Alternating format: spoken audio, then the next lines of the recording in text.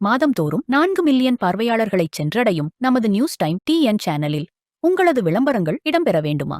உடனே தொடர்பு கொள்ளுங்கள். 7603836167. உங்களது பிசினஸை அடுத்த கட்டத்திற்கு கொண்டு செல்ல எங்களுடன் இணையுங்கள். வணக்கம். நியூஸ் டைம் டிஎன் நேயர்களுக்காக நான் தாமோதரன் பிரகாஷ். மேற்கு வங்க முதல்வர் மம்தா பானர்ஜி மேற்கு வங்கத்தில் இருக்கக்கூடிய அதிகாரிகளை எல்லாம் மாற்றி அவங்களெல்லாம் தமிழ்நாட்டுக்கு அனுப்புகிறாங்க. தமிழ்நாட்டுக்கும் டெல்லிக்கும் இடையில என்ன அண்டர்ஸ்டாண்டிங் இருக்குதா அப்படின்ற மாதிரி ஒரு கேள்வி எழுப்பியிருந்தாங்க. அந்த கேள்விக்கான பதிலாக என்னன்னு தெரியல. ஆனால் தமிழக தேர்தலை ரொம்ப சீரியஸாக பார்க்குறாங்க பிஜேபி. தமிழ்நாட்டில் நிறைய அதிகாரிகள் நேர்மையாக நல்ல அதிகாரிகள் இருக்காங்க.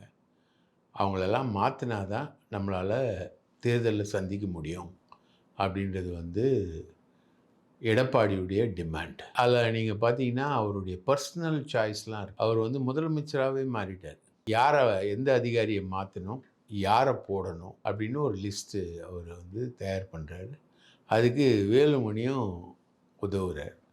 உதாரணத்துக்கு பார்த்தீங்கன்னா தலைமைச் செயலாளர் முருகானந்தத்தை மாற்றி அவருக்கு பதிலாக எடப்பாடி கிட்ட செக்ரட்டரி ஒன்றா இருந்த சாய்குமார் ஐஏஎஸ் அவர் தெலுங்கானாவை சேர்ந்தார். வேலுமணி என்ன சொல்கிறாரு, வேலுமணி சரவண சுந்தர் அப்படின்னு ஒரு அதிகாரி இருக்காரு, அவரை மாற்றியே தீரணும் அப்படின்னு சொல்லிட்டு சொல்கிறார்.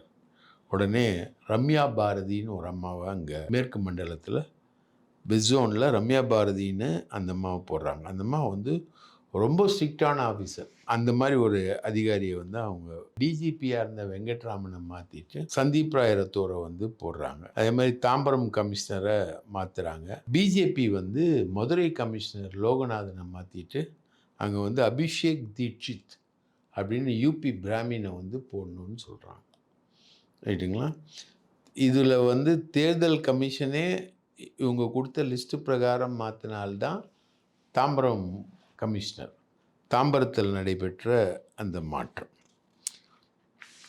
அதே மாதிரி தொடர்ச்சியாக சந்தீப் ராய் ரத்தோர் உட்பட எடப்பாடி சொல்லி சந்தீப் ராய் ரத்தோர் டிஜிபியாக வந்தவர் அவர் ஒரு 5 ரிப்போர்ட் அனுப்புகிறார். அதில் சென்னை நகர கமிஷனர் அருணை மாற்றணும், நார்த் ஜோன் ஐஜியாக இருக்கக்கூடிய அஸ்ரா கார்க்கை மாற்றணும், உளவுத்துறை ஐஜியாக இருக்கக்கூடிய செந்தில் வேலை மாற்றணும் அப்படின்றது ஒரு தொடர்ச்சியாக ஒரு 5 ரிப்போர்ட் இவர் பதவிக்கு வந்த உடனே இவர் செய்கிற நல்ல காரியம். இவர் எதுக்கு பதவிக்கு கொண்டு வந்தாங்கன்றதுக்காக அவர் செய்யக்கூடிய காரியம் இதுதான். சந்தீப் ராய் ரத்தோர் நிறைய வழக்கு அவர் மேலே இருக்குது. லஞ்ச ஒழிப்புத்துறையில் அவர் மேலே புகார்கள் இருக்குது. அவரை கொண்டு வரக்கூடாது அப்படின்னு சொல்லிட்டு திமுக அரசு வெங்கட்ராமனை டிஜிபியாக போட்டாங்க. இப்போது இவரை வெங்கட்ராமனை மாற்றணும்னு சொல்லிட்டு இவர் பண்ண விஷயம் என்பது இதுதான். இப்போது சென்னை நகர கமிஷனரை மாற்றணும் அப்படின்ற மாதிரி ஒரு பெரிய ஃபைலை இவர் அனுப்புகிறார். ஆனால் தேர்தல் ஆணையம் அவங்க ரெக்கார்டு பிரகாரம் பார்க்கும்போது அருண் 5 அசம்பிளியில் ஒர்க் பண்ணியிருக்கார், தேர்தலில் வச்சு ஒர்க் பண்ணியிருக்கார், 5 பார்லிமெண்ட் தேர்தலில் ஒர்க் பண்ணியிருக்கார், 3 ஸ்டார் வாங்கியிருக்கார். இவங்க ஒரு அதிகாரியை மாற்றணும்னு சொன்னால் கூட பரவாயில்ல, ஆனால் யாரை போடணுன்றதையும் சொல்கிறாங்க. இப்போது தினகரன் ஒரு ஏடிஜிபி அவரை தான் சென்னை நகர கமிஷனராக இருக்கக்கூடிய அருணை மாற்றிட்டு போடணும் அப்படின்ற மாதிரி ஒரு பில்டப் இவங்க கொடுக்குறாங்க. இந்த தினகரன் பார்த்தா ட்ராக் ரெக்கார்ட் பார்த்தா அவர் குட்கா ஊழல் வழக்கில் தண்டிக்கப்பட்டவர். ரைட்டுங்களா? சிபிஐ ஹேண்டில் பண்ண குட்கா ஊழல் வழக்கில் அவர் தண்டிக்கப்பட்டவர். அவர் மேலே குட்கா ஊழல் வழக்கு இருக்கிறது ஒன்று. ரெண்டாவது அவர் மேலே ஒரு கடத்தல் வழக்கம் இருக்குது. கடத்தல் வழக்கு எப்படின்னா, இப்போது தாவேக்கால நிர்வாகியாக இருக்கார் இல்லைங்களா, அவருடைய உறவினர் ஒருத்தர் நிர்மல்குமார், தாவேக்கா நிர்வாகியாக இருக்கக்கூடிய நிர்மல்குமாருடைய சித்தப்பா சிவகுமார், அப்புறம் ஒரு இன்ஸ்பெக்டர், இவங்கெல்லாம் ஒருத்தரை கடத்துகிறாங்க, ஒரு சாஃப்ட்வேர் இன்ஜினியர். அவரை விசாரிக்கும் போது அவரை கடத்தினது சம்மந்தமாக சிவகுமாரும் அந்த இன்ஸ்பெக்டரும் நாங்கள் ஏன் கடத்தினோன்னா தினகரன் சொல்லி தான் கடத்தணும் அப்படின்னு அவங்க ஸ்டேட்மெண்ட் கொடுக்குறாங்க. அந்த வழக்கு வந்து தினகரன் மேலே வந்து பெண்டிங்கில் இருக்குது. இப்போ குட்கா வழக்கு இருக்குது, கடத்தல் வழக்கு இருக்குது.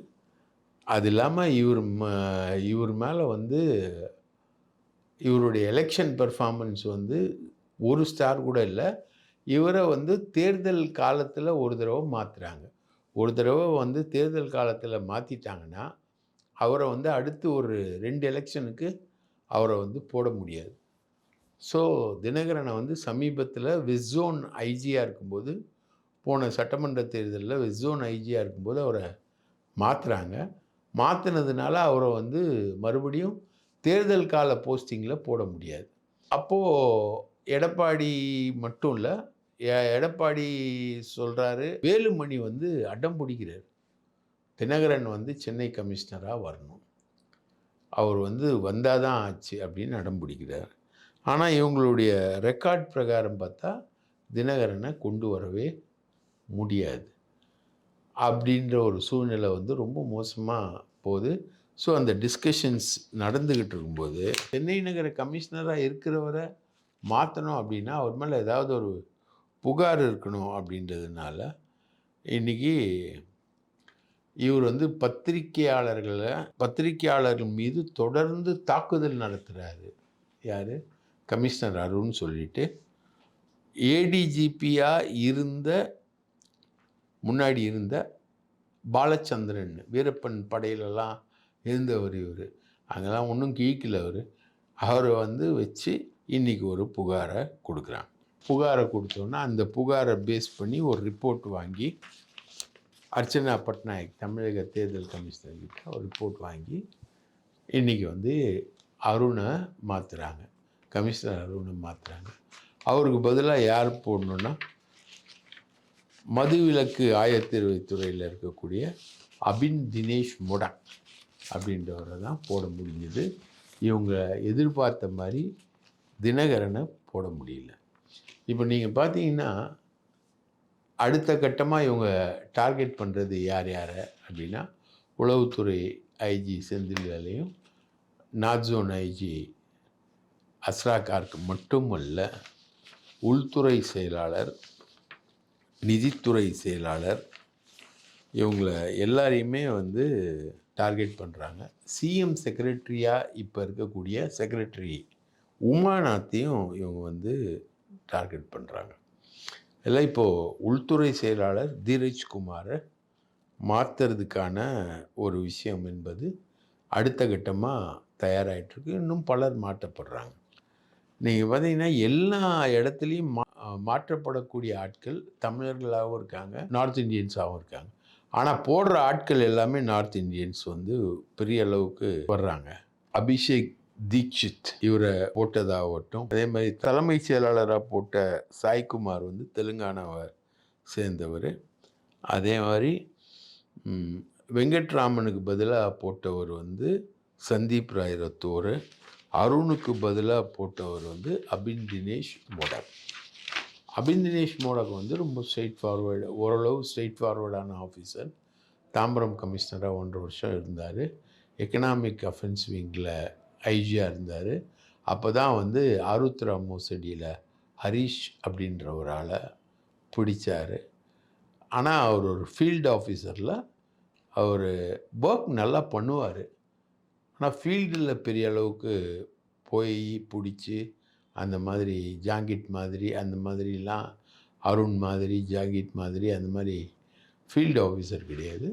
இவர் வந்து ஒரு நல்ல கோஆர்டினேட்டடான ஒரு ஆஃபீஸர். இவங்க எதிர்பார்த்தது வந்து தினகரனை போடணும். தினகரனை போட்டு சென்னை நகரில் வந்து முழுக்க ஏடிஎம்கேவுடைய ஆட்களுடைய சட்டவிரோத காரியங்கள் எல்லாத்தையும் அவர் மூலமாக நிறைவேற்றணும்னு பார்த்தாங்க. ஆனால் அபின் தினேஷ் மோடகை தான் இவங்களால் போட முடிஞ்சது. ஏன்னா தினகரனை போடவே முடியாத அளவுக்கு அவருடைய ட்ராக் ரெக்கார்டில் கடத்தல் வழக்கு, குட்கா வழக்கு, அந்த வழக்கு, இந்த வழக்குன்னு நிறைய வழக்கு அவர் மேலே இருந்தது. ஏற்கனவே தேர்தல் ஆணையத்தால் மாற்றப்பட்ட ஒரு அதிகாரியாக அவர் இருந்தார். நீங்கள் பார்த்தீங்கன்னா நார்த் இந்தியன்ஸை இவங்க ஃபில் பண்ணுறது ஒரு விதத்தில் இருக்கணும். தமிழ்நாடு முழுக்க நார்த் இந்தியன் ஆஃபீஸர்ஸை போட்டு ஃபில் பண்ணிக்கிட்டு இருக்காங்க. வெளி மாநில officers plus north Indian officers போட்டு இவங்க எல்லாத்தையுமே ஃபில் பண்ணுறாங்க. இதில் வந்து இந்த அபிஷேக் தீட்சித் இவர் வந்து யூபிஎஸ் சார்ந்த பிராமணர். இவர் வந்து திருப்பரங்குன்றம்ன்ற ஒரு சென்சிட்டிவ் இஷ்யூ நடக்கிற இடத்துல போடுறாங்க. இது வந்து பிஜேபியுடைய அஜெண்டா, பியூர் அஜெண்டா. அதே மாதிரி சென்னை நகர கமிஷனரை மாற்றணுன்றது ஏடிஎம்கேவுடைய பியூர் அஜெண்டா. யாரை மாற்றணுன்றது மட்டும் இல்லை, யாரை போடணுன்றதும் இவங்களுடைய அஜெண்டாவில் இருக்குது. இந்த மாதிரி அதிகாரிகளை வந்து தொடர்ந்து பந்தாடுறது மூலமாக திமுக அரசை வந்து திமுக அரசோடைய மெக்கானிசத்தை உடைக்கலான்னு பார்க்குறாங்க. ஃபார் எக்ஸாம்பிள், இப்போது நிதித்துறை செயலாளர் உதயச்சந்திரனை இப்போ வந்து இவங்க டார்கெட் பண்ணி இவங்க பண்ணிக்கிட்டு இருக்காங்க. நிதித்துறை செயலாளர், சிஎம் உடைய செக்ரட்டரி உமாநாத், எல்லாரையுமே உள்துறை செயலாளர் எல்லாரையுமே இவங்க வந்து மாற்றுறாங்க. வெஸ்ட் பெங்காலுக்கு அப்புறம் அதிகமான ஐஏஎஸ் ஐபிஎஸ் அதிகாரிகள் மாற்றப்பட்ட இடம் என்பது தமிழ்நாடு. இத்தனைக்கும் வெஸ்ட் பெங்காலில் பிஜேபி நேரடியாக நிற்கிது. அங்கே மம்தா பானர்ஜியோடைய மிக டஃப்பான ஒரு காம்படிஷனை எதிர்நோக்கி காத்திருக்கக்கூடிய இடம்தான் வந்து வெஸ்ட் பெங்கால். ரைட்டுங்களா? இன்னும் ரொம்ப டஃப்பாக ஓடிக்கிட்டு இருக்கு அந்த எலெக்ஷன். இப்போ அசாம் முடிஞ்சிருச்சு, பாண்டிச்சேரி முடிஞ்சிருச்சு, கேரளா முடிஞ்சிருச்சு, அடுத்தது வெஸ்ட் பெங்கால். அங்கே ரொம்ப டஃப்பாக இருக்குது அந்த எலெக்ஷன். அந்த சினாரியோ தான். அங்கே வந்து டோட்டலாக வந்து ஜெயிச்சா பிஜேபி மேலே வரும். அப்படி இருக்கிற இடத்துல இவங்க பண்ணுற விஷயங்கள் என்பது வேறு. ஆனால் தமிழ்நாட்டை அதுக்கு ஈக்குவலான சென்சிட்டிவாக பார்க்குறாங்க அவங்க. தமிழ்நாட்டில் ஸ்டாலின் கவர்மெண்ட்டை வந்து வெஸ்ட் பெங்கால் கவர்மெண்ட்டோட அதிகமான சென்சிட்டிவாக பார்க்குறாங்க. கேரளாவில் இந்த அளவுக்கு டிரான்ஸ்ஃபர்ஸ் நடக்கலை. அதே மாதிரி பாண்டிச்சேரியிலையும் இந்த அளவுக்கு டிரான்ஸ்ஃபர்ஸ் நடக்கலை.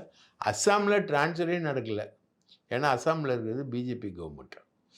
இப்படி தான் வந்து இவங்க அணுகிறாங்க, எல்லா பிரச்சனைகளையும் பார்க்குறாங்க. இங்கே வந்து தமிழ்நாட்டில் ஐஏஎஸ் ஐபிஎஸ் அதிகாரிகள் நேர்மையாகவும் இருக்காங்க, திறமையாகவும் இருக்காங்க. அந்த அதிகாரிகள் மேலே ஒரு கண்மூடித்தனமான ஒரு மிகப்பெரிய தாக்குதலை ஒன்றிய அரசு தொடுக்குது. அதில் வந்து அண்ணன் எடப்பாடி ப்ளே பண்ணுறாரு, அண்ணன் வேலுமணி ப்ளே பண்ணுறாரு. இப்போ சிஎம் யாருன்னு கேட்குற கேள்வி வந்திருக்கு. காபந்து முதலமைச்சர் மு.க. ஸ்டாலின் அப்படின்றது இல்லை. இப்போ காபந்து முதலமைச்சர் வந்து எடப்பாடி பழனிசாமி. இதை வந்து இவங்க இன்ஸ்ட்ரக்ஷன்ஸ் கொடுக்குறாங்க.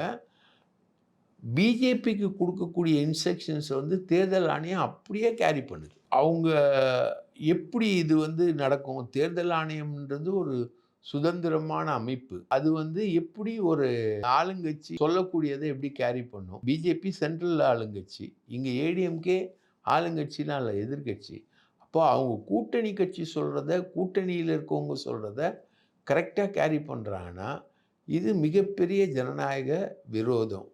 இதை எதிர்த்து யாராவது வந்து கோர்ட்டுக்கு போயிடுவாங்க அப்படின்றது தான் இன்றைக்கி இருக்கக்கூடிய ஒரு நிலவரம். அருணுக்கு பதிலாக தினகரனை போடுறதில் கூட அவங்க யோசித்த ஒரே ஒரு பாயிண்ட் எந்த இடம்னா, யாராவது கோர்ட்டுக்கு போயிட்டா என்ன ஆகுறது அப்படின்றது தான் அவங்க யோசித்த ஒரு பாயிண்ட். அப்போது இதை எதிர்த்து ஒரு சட்ட போராட்டத்தை, ஒரு குறுகிய சட்ட போராட்டத்தை நடத்த வேண்டிய தேவை என்பதற்கு ஆனால் இருக்கக்கூடிய நாட்கள் என்பது வெறும் 13 இல்லை 15 நாட்களுக்குள்ளே தான் தேர்தல் என்பது வந்து கதவை தட்டக்கூடிய இந்த சூழலில் இந்த விவகாரங்களை எல்லாத்தையுமே அவங்க பண்ணுறாங்க அப்படின்றத உங்கள் கவனத்துக்கு நான் கொண்டு வரேன்.